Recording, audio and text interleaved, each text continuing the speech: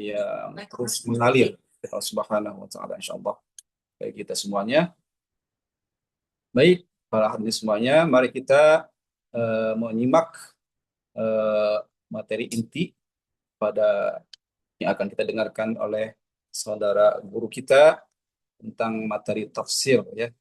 Tafsir surat Al-Masad ayat keempat pada guru kita Dr. Rahmat Hidayat Lubis. Falyatafaddal mashkuran.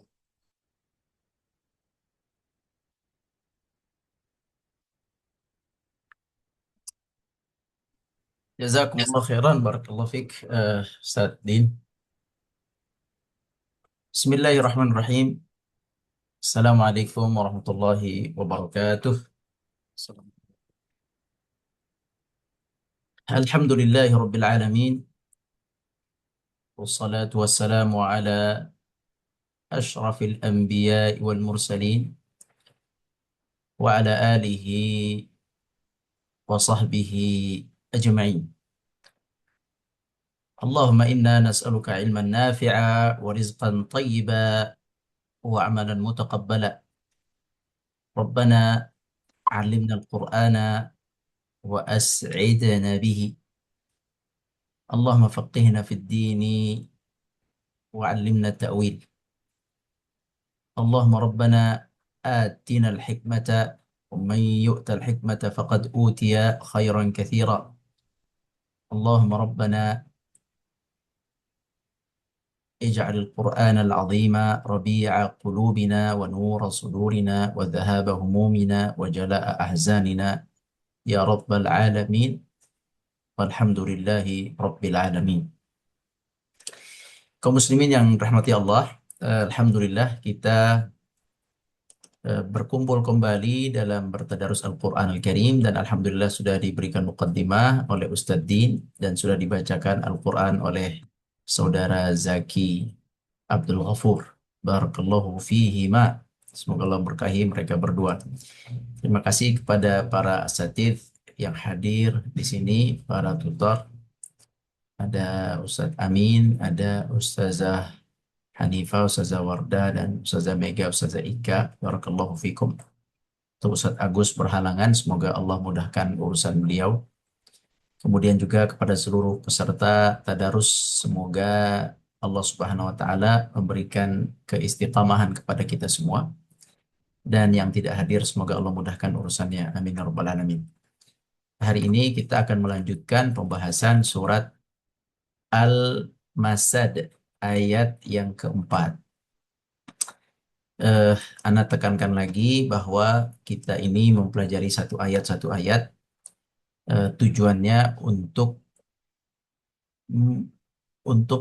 penguasaan yang baik terhadap ayat.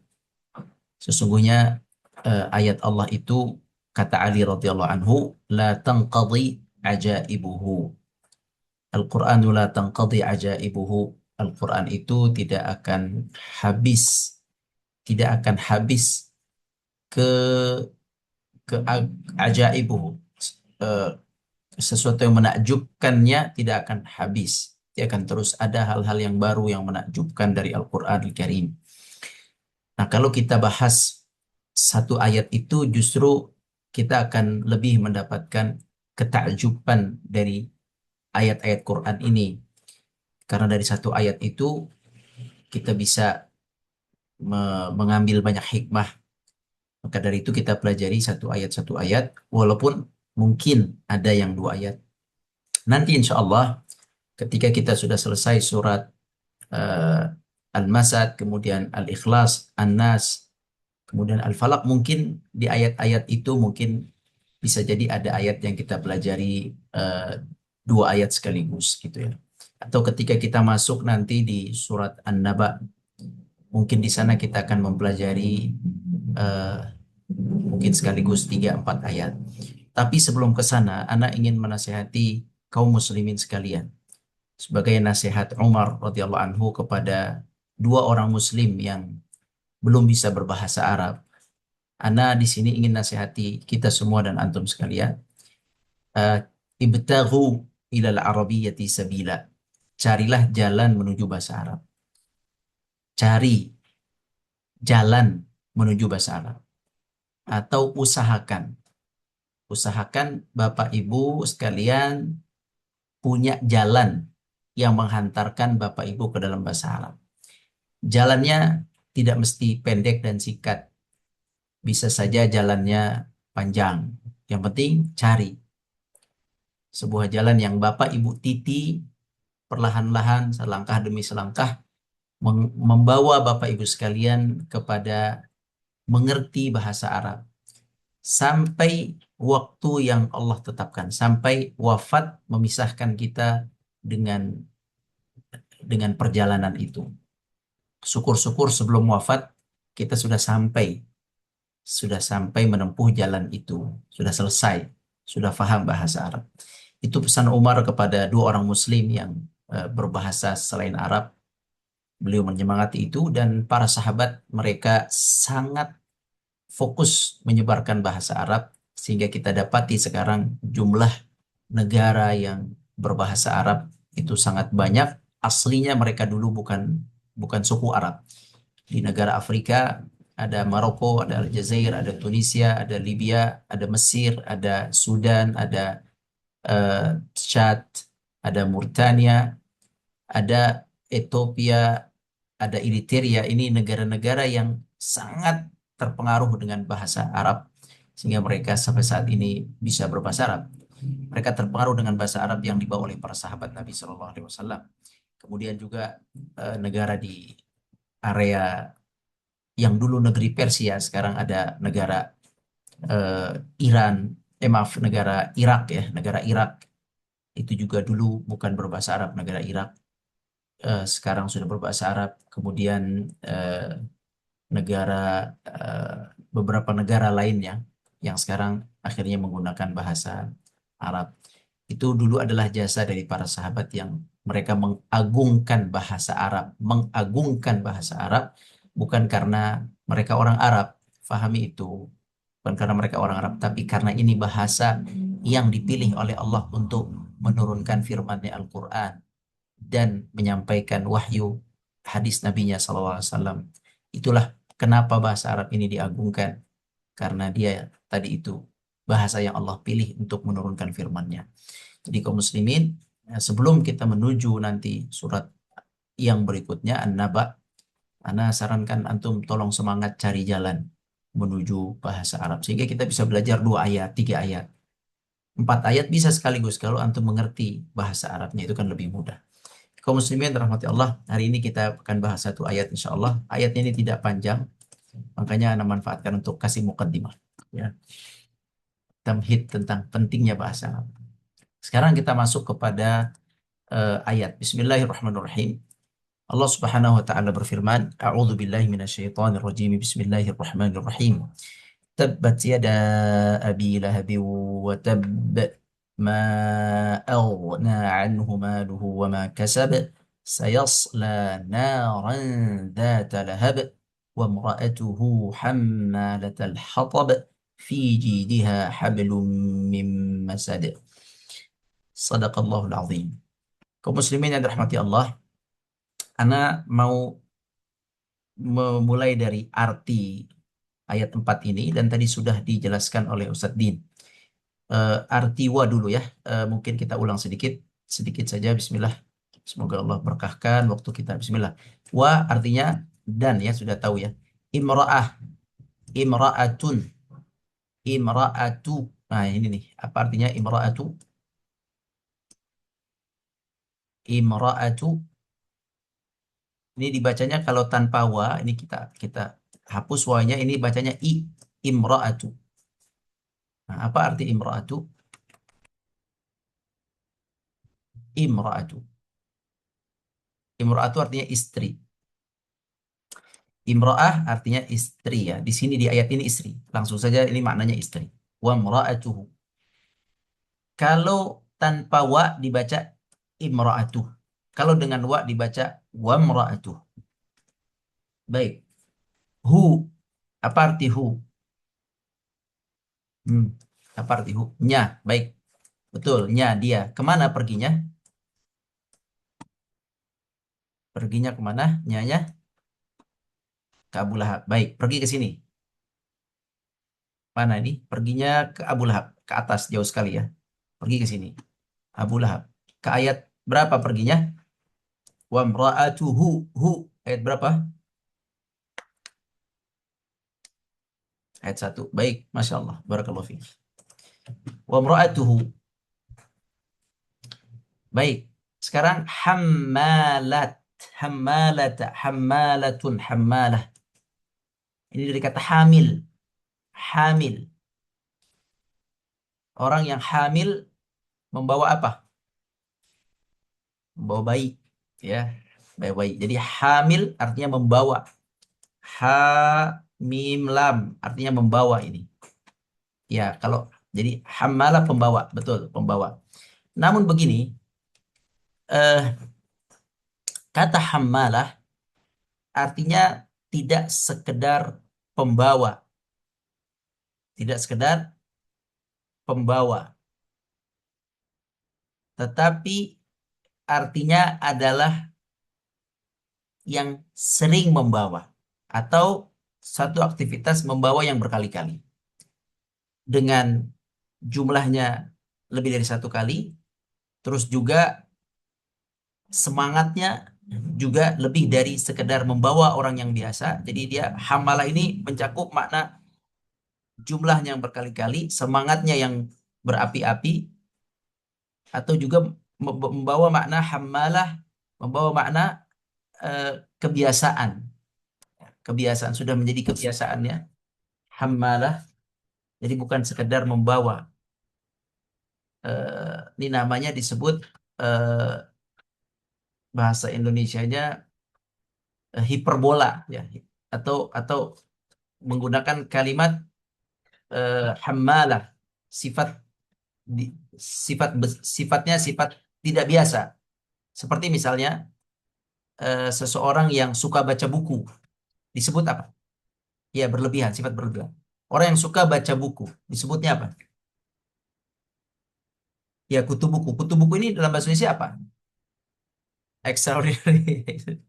Kutu buku ini dalam bahasa Indonesia apa ini? Ini kan artinya seorang ini sangat dekat dengan buku itu, sering baca. Ya, ini idiom ya, idiom. Ya. Istilah intinya kata hamalah, Anda ingin sampaikan kata hamalah ini bukan pembawa biasa, tetapi pembawa yang benar-benar dengan keinginan, benar-benar dengan semangat, benar-benar dengan tujuan yang khusus, benar-benar kebiasaan, benar-benar sering. Oke, baik. Lanjut, yang dia bawa adalah hatab. Al-hatab. Al-hatab tadi sudah diketahui artinya adalah eh, kayu bakar. Baik, sampai di sini kita sudah paham maknanya. Wa mra'atuhu, dan istrinya Abu Lahab, dan istrinya Abu Lahab hammalah, yang sering atau selalu dengan semangat membawa kayu bakar. Begitu terjemahannya. Baik, sebelum kita bahas tadabbur, Ana ingin membahas tentang wakaf ibtida. Bismillahirrahmanirrahim. Ana akan baca, mudah-mudahan Allah berikan antum pemahaman. Bismillahirrahmanirrahim. Pahami yang Ana baca. Apa artinya yang Ana baca? A'udzu billahi minasyaitonir rajim. Sayasla naran dzata lahab. Silakan. Apa artinya? Sayasla naran dzata lahab.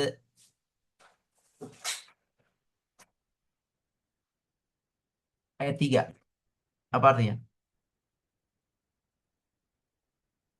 Sayasla naran dzata lahab. Kelak dia akan masuk neraka. Kelak dia akan masuk neraka. Kelak dia akan masuk neraka. Pasti akan memasuki api yang menyala. Aku akan masuk ke dalam api neraka. Kelak dia akan masuk neraka. Taib, sahih.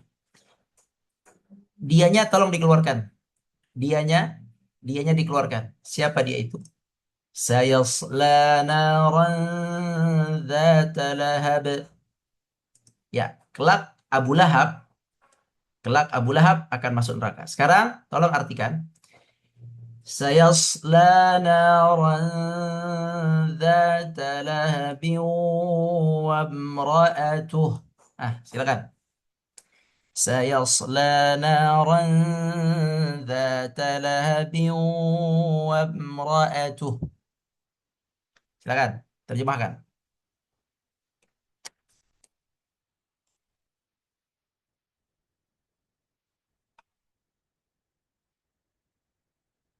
Masya Allah. Bisa tuh ya. Barakallahu fiik. Udah pada bisa bahasa Arab ini. Sayasla naran dzata lahabin wa imra'atuh. Kelak Abu Lahab akan masuk neraka dan istrinya. Sahih. Maknanya sahih. Barakallahu fiik. Jadi yang pertama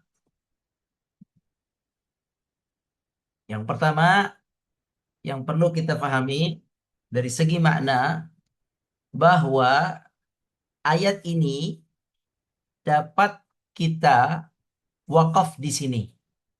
Ya, kita dapat wakaf di sini.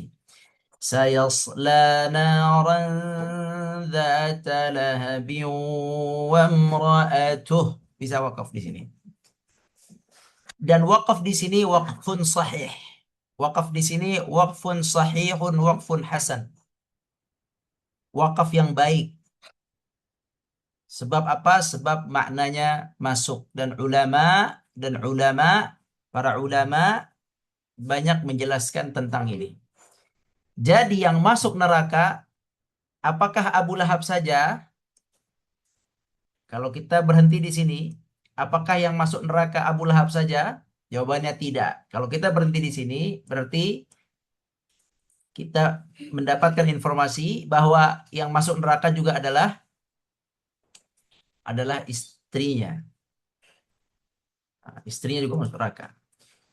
Namun karena di sini ada tanda akhir ayat, ini disebut rasul ayat, disebut ujung ayat, maka maka berhenti di ujung ayat itu adalah waqfun tam, berhenti sempurna. Makanya para qari akan berhenti di sini karena ini adalah tanda akhir ayat atau rasul ayat disebut waqfut tam. Makanya sayasla naran dzata lahab waqf tam adalah pemberhentian yang sangat sempurna. Namun apabila kita wasal, kita sambung ke wamra'atuh, kita berhenti di sini. Sayasla naran dzata lahabin wamra'atuh. Ini waqaf hasan. Ini wakaf yang baik dan boleh sebab maknanya masuk dan ini sudah dibahas oleh para ulama tafsir. Baik. Jadi dari sini, dari wakaf ini kita akan mendapatkan informasi bahwa yang akan yasla, yang akan ditelan, dilahap oleh neraka bukan hanya Abu Lahab tapi istrinya. Na'udzubillahi min dzalik. Berarti neraka akan melahapnya juga. Pegang itu informasi penting. Sekarang kenapa sang istri pun dilahap yasla naran? Kenapa dia juga dilahap oleh api neraka? Ini yang akan menjadi pertanyaan. Sifatnya sama, sahih. Betul, barakallahu fiik. Tapi sebelum kita bahas kenapa dia juga dilahap, ditelan oleh api neraka. Sebelum itu, Anda ingin tanya dulu di sini.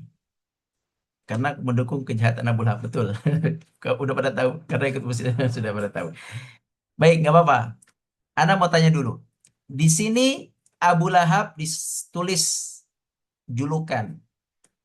Kalau di sini istri, ini apa bedanya nih? Ini nama, julukan, nama lah ya. Kalau ini apa? Kalau Abu Lahab nama, kalau istri itu apa? Itu dulu. Kalau Abu Lahab nama, kalau istri ini apa? Nama bukan. Wa mra'atuhu. Apakah ini nama, istri itu nama? Kata pengganti. Ada lagi istri. pasangan, istilah. Baik, betul. Ada lagi? Wa mra'atuhu. Baik, oke gini. Anda ulang pertanyaannya. Kalau di sini Abu Lahab nama, di sini wa mra'atuhu istri, bukan nama di sini. Berarti penekanannya sama nggak? Nah, status. Barakallahu fiik Ibu Rafnis. Bagus, barakallahu fiik, taqabbalallah. Jadi wa mra'atuhu di sini di Abu Lahab ini penekanannya apa? Abu Lahab penekanannya apa? Sosoknya. Abu Lahab penekanannya adalah sosoknya. Karena Abu Lahab ini kerabat Nabi. Personalitinya perlu untuk Allah jatuhkan status pribadinya Abu Lahab, maka keluar namanya. Ya, Abu Lahab sosoknya yang disorot di ayat ini. Sedangkan kalau wamro'atuhu ini yang disorot status istri. Berarti ayat ini penekanannya bicaranya untuk para siapa di sini? Penekannya ayat ini untuk siapa ini? Wamro'atuhu. Ya, untuk pasangan hidup. Ya, siapa pasangan hidup yang dimaksud? Laki atau perempuan, suami atau istri? Untuk para istri. Jadi ibu-ibu, hari ini ayat untuk ibu-ibu.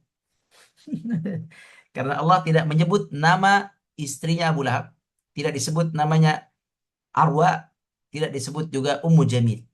Tidak nama asli. Tidak juga julukan, tidak laqab. Tidak juga kunyah. Tapi statusnya wamra'atuhu. Berarti di sini kita akan berbicara status seorang istri. Baik. Di sini istri ternyata bisa mendampingi suami di neraka. Pertama, pelajaran pertama, ternyata istri itu bisa mendampingi suami di neraka. Ini contohnya.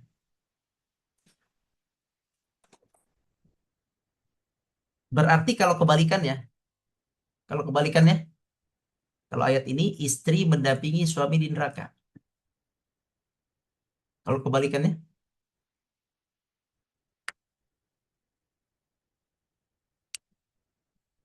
kebalikan dari kejadian Abu Lahab ini. Istri mendampingi suami di neraka. Berarti bisa juga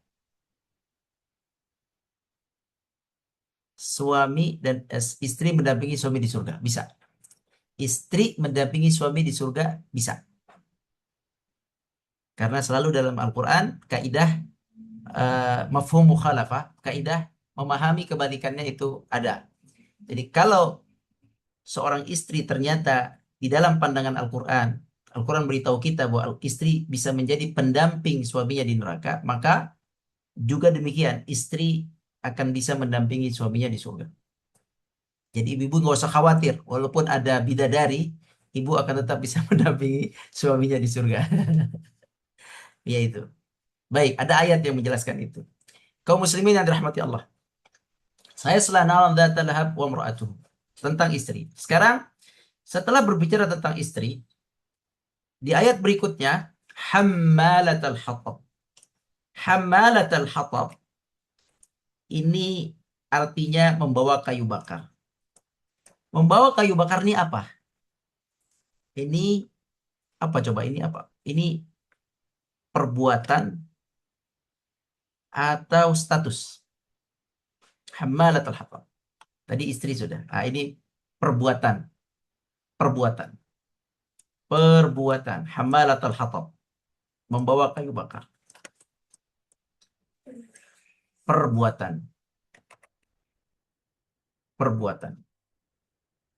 Baik, makna yang kedua, hammalatal hatab punya dua makna. Makna pertama adalah dia membawa kayu bakar. Makna kedua, hammalatal hatab adalah apa bahasanya tadi Ustaz Din, memprovokasi, menyebar fitnah ya, penyebar fitnah, penyebar fitnah. Penyebar fitnah atau memanaskan suasana, memprovokasi. Ya,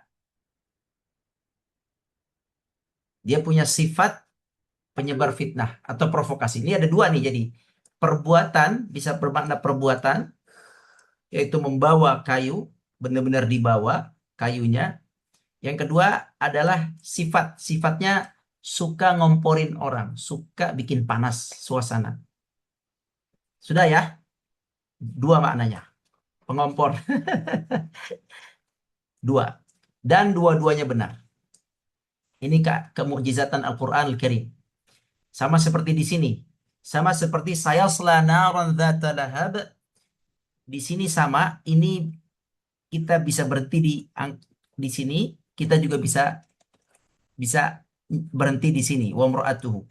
Terus kata wa mra'atuhu di sini, wa mra'atuhu bisa tarik ke belakang, bisa juga tarik ke depan. Itulah hebatnya Al-Quran Al-Karim. Subhanallah, ini lihat antum keajaiban lafaz Quran kata wa mra'atuhu. Ini tarik ke belakang masuk, benar, tarik ke depan masuk. Seperti sini juga kemarin kita bicara lahab. Lahab ini dengan lahab yang di atas, yang satu pujian, satu siksaan. Sama kata-katanya, tapi beda fungsinya. Al-Quran Al-Karim ajib. Lafaznya mu'jizat. Maknanya apalagi mu'jizat. Ya. Baik. Wa mra'atuhu hammalatal hatab. Ini juga mu'jizat ini. Hammalatal hatab. Satu sisi dia perbuatan. Memang benar-benar mengangkat kayu bakar. Satu sisi hammalatal hatab adalah sifat atau majas atau kiasan atau kita sebut juga perumpamaan, ya, atau majas, yaitu dia sebagai penyebar fitnah atau pengompor, pemanas keadaan. Baik, sekarang kita ambil pelajaran. Bismillahirrahmanirrahim. Wa mra'atuhu, tadi kita sudah pahami pelajaran dari kata pemilihan kata imra'ah, istri. Apa hikmahnya? Kenapa dipilih di sini kata istri? Coba silakan. Apa hikmahnya? Kenapa di sini Allah memilih kata dan istrinya? Kenapa? Ada apa di sini? Apa yang ingin Allah pesankan? Ini pesan untuk siapa? Baik, satu berlaku umum. Umumnya untuk para siapa? Untuk para istri. Masya Allah. Bahwa ini buat semua istri, bukan hanya kasusnya Ummu Jamil. Buat semuanya, hati-hati para istri. Baik, apa yang ditegur oleh Allah dari para istri? Apa yang ditegur? Sifat ini. Sifat ini, dua sifat ini. Allah menegur para istri, satu, para istri jangan bantuin suaminya memusuhi musuhnya. Jangan bantuin suaminya memusuhi orang lain. Dia membantu musuhnya, istri bantuin suami berbuat jahat. Apa yang dilakukan oleh istri Abu Lahab dalam berbuat jahat? Apa perbuatan dia? Mendukung keburukan, betul. Apa yang dia lakukan? Ini yang dia lakukan apa? Menabur duri. Oke. Baik. Ini yang dia lakukan. Sekarang anak tanya, istri Abu Lahab, itu orang kaya, anak bangsawan, anak dari Harb bin Umayyah. Untuk tahu Umayyah, suku besar. Umayyah adalah pemimpin umat Islam yang nanti memimpin setelah Khulafaur Rasyidin. Tokoh besar Umayyah itu. Dia memang tetap Hashim tinggi, tokoh Nabi lebih tinggi nasabnya, tapi Umayyah juga punya nasab yang cukup tinggi. Jadi dia tokoh, anak tokoh, namanya Ummu Jamil, Arwa binti Harb. Yang kedua, dia punya saudara kandung, namanya Abu Sofyan. Kenal Abu Sofyan? Itu kenal Abu Sofyan. Kenal Abu Sofyan. Kenal Abu Sofyan? Siapa Abu Sofyan? Saat itu siapa Abu Sofyan?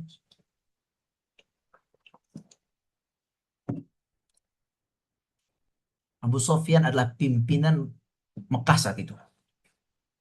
Termasuk tokoh yang dituakan Abu Sofyan.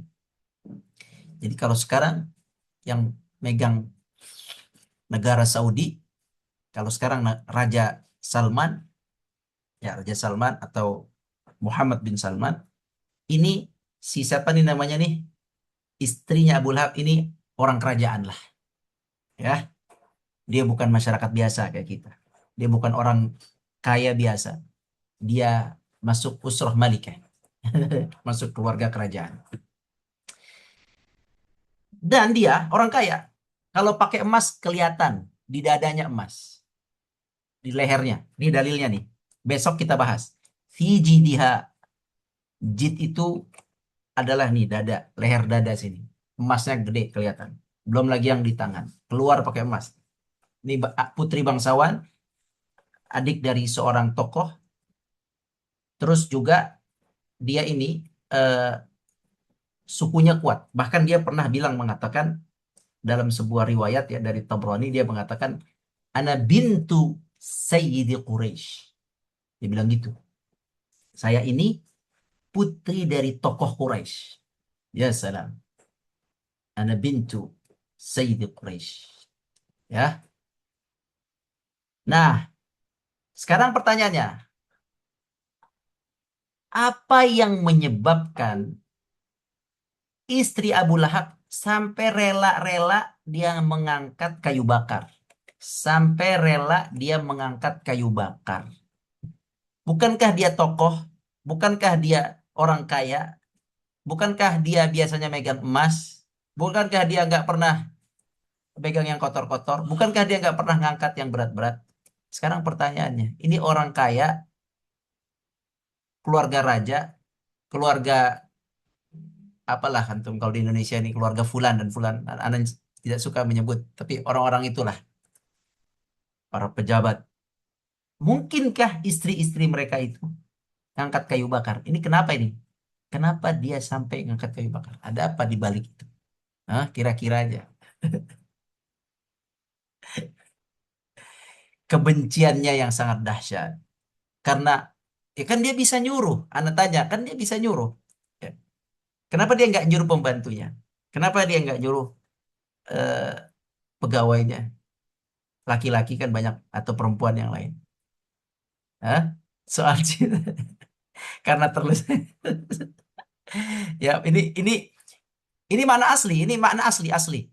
Ini kata Hamalatul Hatab maknanya dua asli. Dia benar, benar dalam riwayat dia menaruh kayu bakar. Satu lagi benar dia juga mengompori. Dua-duanya benar.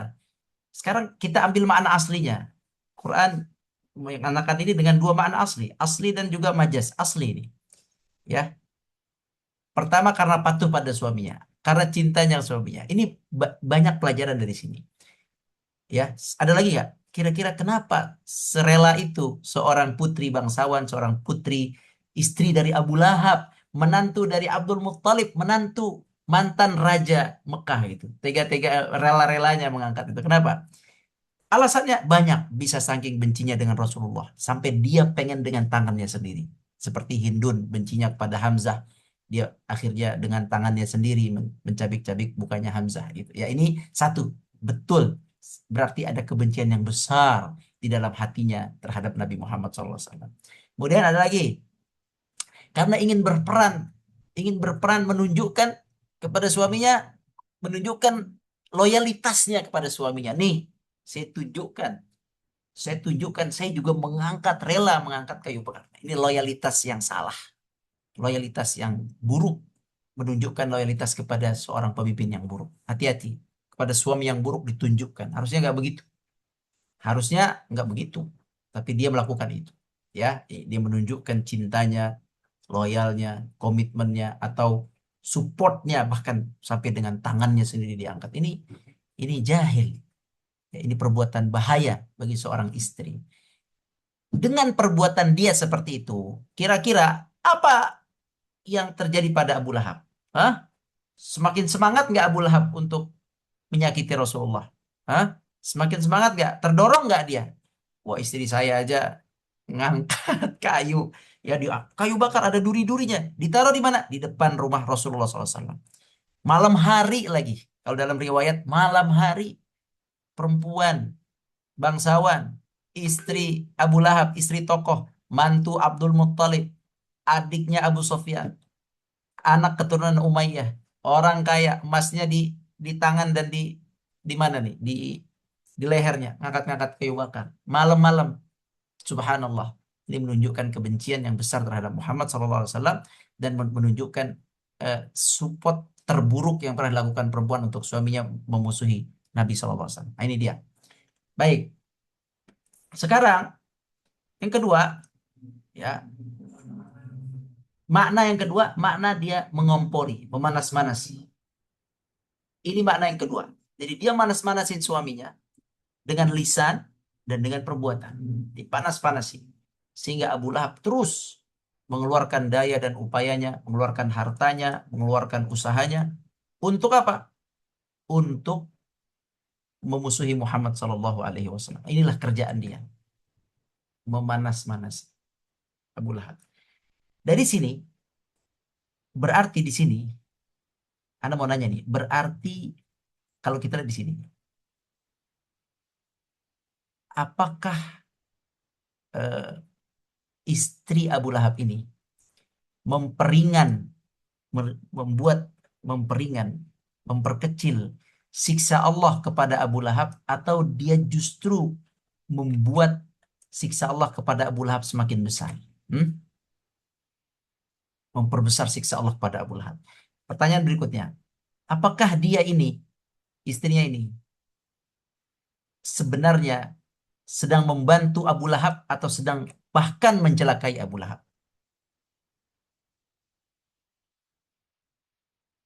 Justru dia mencelakai Abu Lahab. Ini model-model istri begini, istri musibah ini. Justru dia mencelakai Abu Lahab. Baik, coba Anda tanya antum. Ketika Nabi keluar dari rumahnya malam pagi hari, atau malam hari Nabi pulang dari Ka'bah ingin ke rumah melihat ada kayu bakar seperti itu. Atau pagi-pagi subuh keluar dari rumah ada kayu-kayu begitu mengganggu lah, duri-duri depan depan pintu rumah antum lah. Antum coba depan pintu, bayangin depan pintu tuh keganggu, ada kayu nggak bisa jalan, nggak bisa lewat, berduri lagi. Coba Nabi Muhammad saat itu tinggal sama siapa? Siapa istri beliau saat itu? Siapa istri beliau saat itu? Hmm? Ini kejadian di mana? Di Mekah, Khadijah radhiyallahu anha. Allahu Akbar.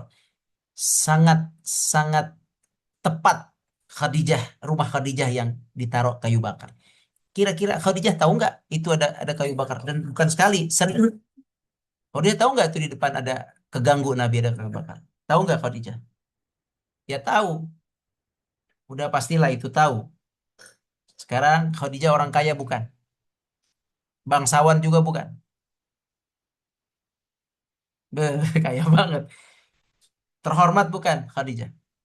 Sekarang coba lihat, menurut antum bagaimana sifat Khadijah ini?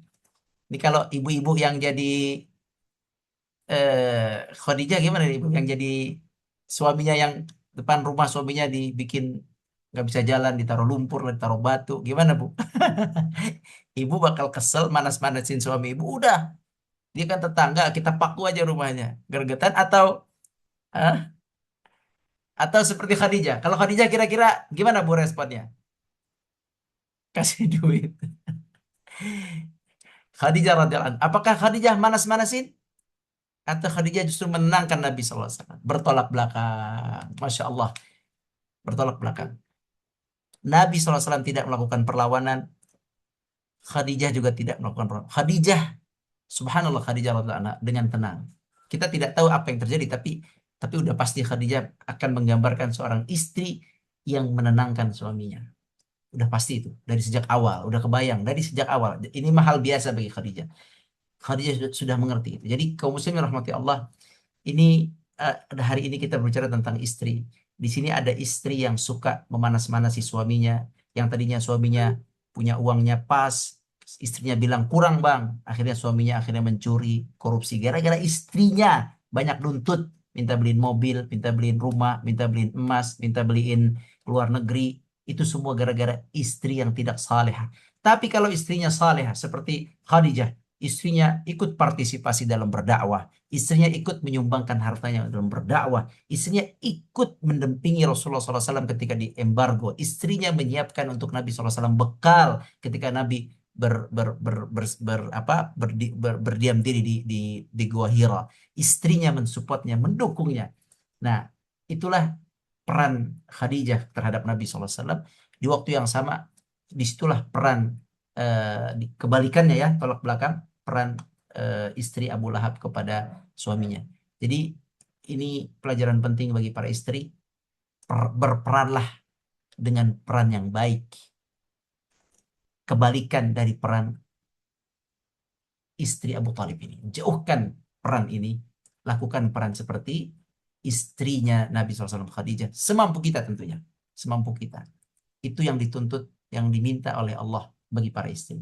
Dukung suaminya untuk kebaikan. Gimana caranya? Silakan minta petunjuk sama Allah.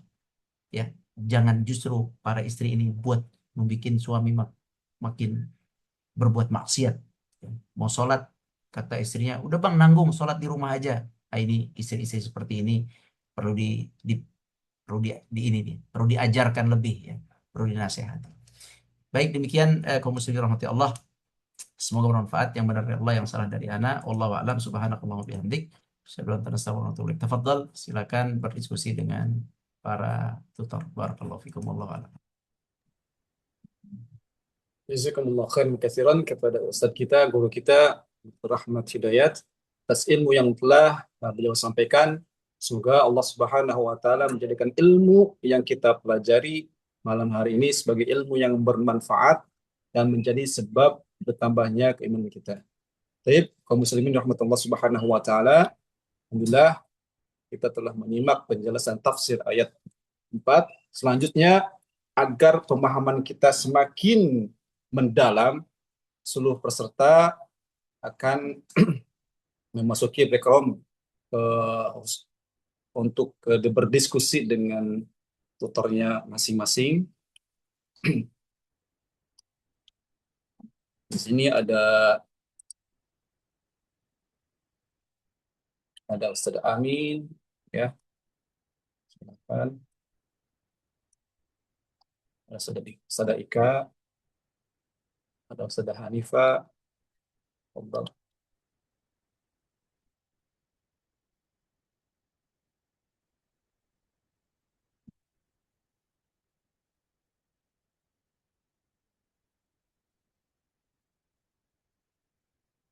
Dipersilakan memasuki tutornya masing-masing.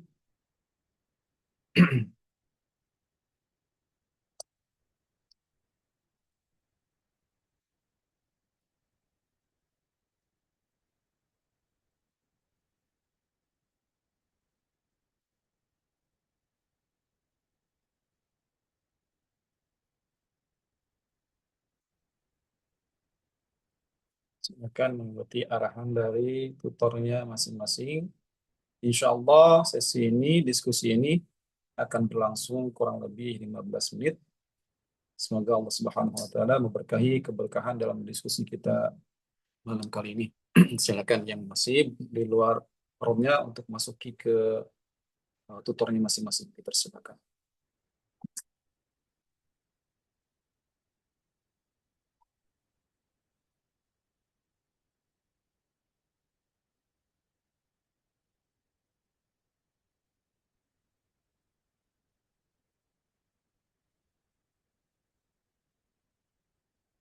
Ada Ustazah Mega, Hanifah, ada Ustazah Wardah. Silakan ada Ustazah Eka.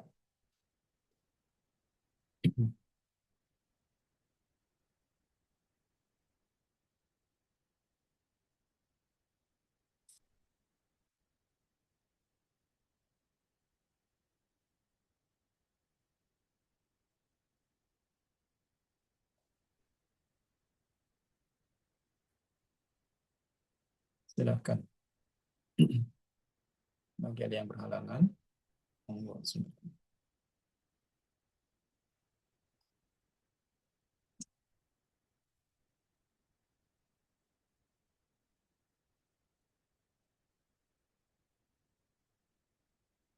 Yang belum masuk backgroundnya silakan masuk ke tutornya masing-masing. Dipersilakan.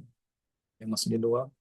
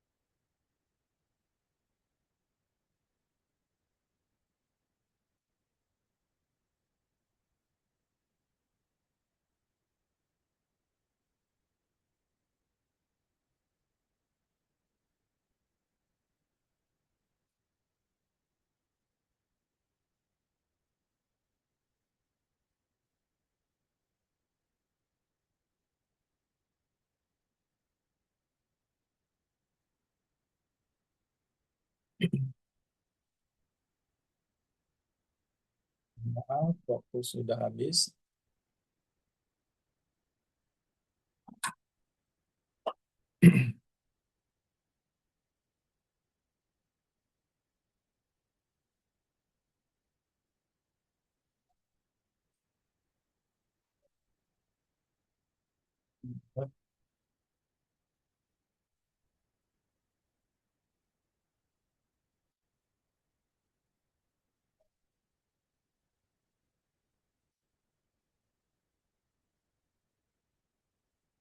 Assalamualaikum. Tamam Ustaz ya. Jayid. Ah, great. Kulun alas kalan fi. Fadal tuwasil. Alhamdulillah, selamat datang kembali kepada seluruh peserta majelis Tadarus Al-Quran.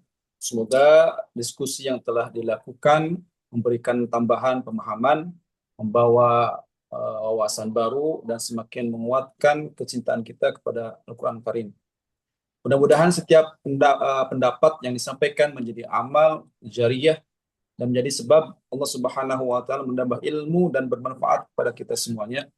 Baik, sahabat Al-Quran yang dirahmati Allah Subhanahu wa taala, sebelum kita mengakhiri majelis pada malam hari ini, marilah kita bersama-sama menyimak sepatah kata nasihat dari guru kita sebelum penutup pada guru kita Dr. Rahmat waliyatafadhal, kami persilakan. Na'am barakallahu fiik jazakumullah khairan. Terima kasih semuanya. Yang pertama karena ini berbicara wa mra'atuhu, berbicara istri, maka nasihat untuk istri. Nanti tunggu babnya mungkin ada bab suami. Untuk istri agar istri itu melatih diri berperan mendukung suami kepada amal saleh, mensupport suami agar beramal saleh dari yang paling kecil berbakti kepada ibunya, suami bersedekah, suami sholat di masjid, suami berpuasa, suami tilawah Quran, suami berdakwah, suami mencari rezeki yang halal, kemudian suami menjaga aurat, disupport semua yang baik untuk suami bagi para istri. Jadilah eh, apa ya? Jadilah penguat suami dalam beramal saleh. Itu yang pertama. Kebalikan dari sifat istrinya Abu Lahab. Yang kedua, sifat memanas-manasi. Ini sebenarnya sifat memanas-manasi, sebenarnya sifat semua orang. Kita juga bisa terjadi pada laki-laki. Ya, laki-laki juga bisa memanas-manasi temannya. Bahkan laki-laki juga bisa manas-manasi istrinya. Jadi dalam hal ini kita hindari sifat ini, sifat hammalatul hatab, memanas-manasi seseorang. Kadang tidak sengaja kita berbicara tentang fulan, tidak sengaja akhirnya yang mendengar akhirnya ikut terprovokasi. Jadi hati-hati kalau sedang membicarakan seseorang, kita berusaha untuk menjelaskan bahwa saya tidak sedang manas-manasi, saya tidak memfitnah, saya tidak sedang ingin menjatuhkan, tidak. Saya ingin menjelaskan duduk perkara begitu. Ya, jadi jangan sampai si pendengar itu terpanas-panasi. Apalagi kalau itu istri kita, ya terpanas-panasi, dia makin panas. Apalagi kalau suami, karena istri dan suami ini pengaruhnya kuat sekali. Ya, istri itu kalau ngomong suami pasti dengerinnya berkali-kali. Ya, begitu juga suami kalau udah manasin ke istri-istri juga akan tersulut lebih cepat. Entah gimana ya, suami istri itu lebih cepat tersulut dibandingkan orang-orang biasa. Jadi hati-hati jangan menjadi orang yang memanas-manasi, yang mengompor-ngompori, terprovokasi. Karena itu sifat yang buruk. Justru kita berusaha untuk seperti Nabi dan Khadijah radhiyallahu anha, Nabi yang tenang menghadapi musibah ini, ujian ini beliau bisa sangat tenang dan Khadijah sangat contoh yang baik buat kita semua, buat laki-laki dan perempuan juga bahwa bagaimana beliau tenang menghadapi kasus ini, menenangkan Nabi Shallallahu Alaihi Wasallam dan tidak terprovokasi sama sekali. Ini hebat sekali. Dan mereka tetangga ya, informasi bahwa mereka tuh sebelahan rumahnya. Jadi eh, ya sangat mudah untuk bertengkar sama istri sebenarnya. Saat itu Khadijah sangat mudah Khadijah untuk membalas, tapi sangat akhlaknya mulia sekali kita belajar dari Khadijah radhiyallahu anha ummul mukminin bagaimana bisa menahan diri tidak terprovokasi dari perbuatan buruk tetangga dan perbuatan buruk dari pihak yang lain yang memburuk suaminya. Misalnya gini, yang suami yang dicelakai istrinya juga panas atau istrinya celakai suaminya panas. Suka kayak gitu. Ini pokoknya sosok Nabi dan Khadijah sangat sangat sempurna ya. Ya bisa menahan. Subhanallah, subhanallah, subhanallah. Baik, itu aja mungkin pelajaran pada hari ini. Mudah-mudahan bermanfaat. Insya Allah kita selesaikan surat ini pada pekan depan, yaitu fi jidha hablum mim masad. Di mana ayat ini menjadi dalil bahwa bahwa istrinya Abu Lahab sayasla naran dzata lahabi wa imra'atuh, bahwa dia masuk neraka. Besok kita akan jelaskan bagaimana di neraka dan insya Allah akan jelaskan tingkatan-tingkatan azab di neraka. Demikian Allah alam. Barakallahu fikum. Jazakumullah khairan. Tafadhal Satyan. Jazakumullah khairan katsiran wa barakallahu fikum kepada guru kita atas nasihat yang telah disampaikan. Semoga Allah Subhanahu wa taala menjaga beliau, berkahi umur beliau. Semoga kita terus mengambil ilmu dari beliau insyaallah. Alhamdulillah, tibalah kita di penghujung majelis tadarus Al-Quran. Pada kesempatan kali ini kita bisa disimpulkan bahwa dalam ayat 4 ini kita belajar bahwa kedekatan dengan orang yang durhaka tidak akan membawa keselamatan. Contohnya istri Abu Lahab, bahwa seorang dapat menjadi pendukung, ngomporin kebatilan ya dengan lisannya gitu. Semuanya dengan lisan ya. Dan sebaliknya, contoh yang baik istri Nabi Muhammad SAW, Siti Khadijah dan Nabi Muhammad SAW. Allah Subhanahu Wa Taala mengajarkan kepada kita agar menjadi keluarga yang saling menguatkan dalam iman, saling mengajak dalam kebaikan, dan saling menolong dalam ketakwaan. Mari kaum muslimin mari kita tutup majelis ini dengan membaca hamdalah, alhamdulillah rabbil alamin, dan kita tutup dengan doa kifaratul majelis. Subhanakallahumma wa bihamdika asyhadu an la ilaha illa anta astaghfiruka wa atubu ilaik. Saya selaku pembawa acara mohon maaf apabila terdapat kekurangan dan kekhilafan selama memandu jalannya majelis. Semoga Allah Subhanahu wa taala mempertemukan kita kembali pada majelis-majelis Al-Qur'an berikutnya dalam keadaan sehat walafiat, penuh keberkahan dan semakin mencintai kalam Allah Subhanahu wa taala. Assalamualaikum warahmatullahi wabarakatuh. Waalaikumsalam warahmatullahi wabarakatuh. Jazakumullah khairan. Taqabbalallah. Syukran.